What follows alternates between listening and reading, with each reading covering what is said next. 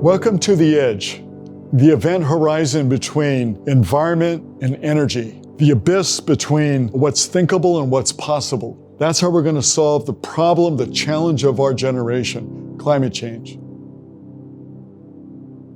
Energy transformation is a ramp into the future where we take existing energy systems we have today, we make it more efficient.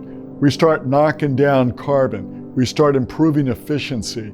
We make it much more effective while we're creating the future of energy, where maybe we don't have any carbon at all. But it doesn't happen with the turn of a switch. So to go from where we are to where we need to go, we need resources and capability. But the number one thing is the time to get there.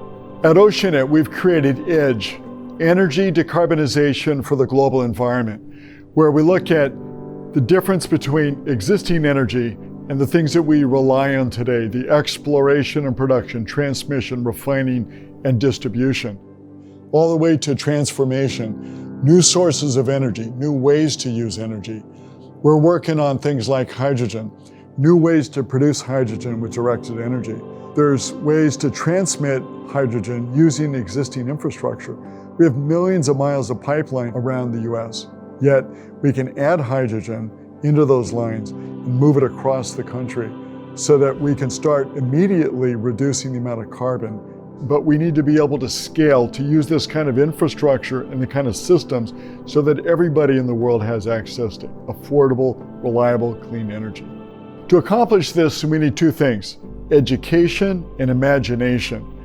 Education to understand what's possible, where science will allow us to go, what kind of new science we need, and to imagine where that new science is going to go.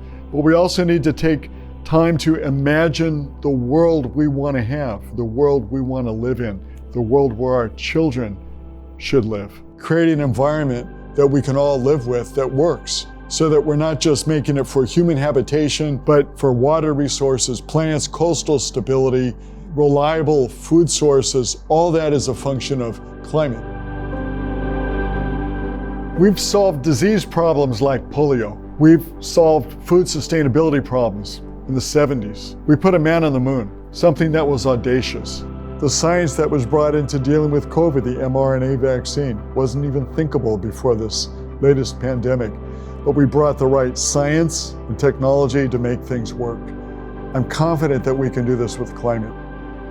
I'm Dr. Patrick Sullivan, CEO and founder of Oceanit, and I'm looking forward to working with all of you.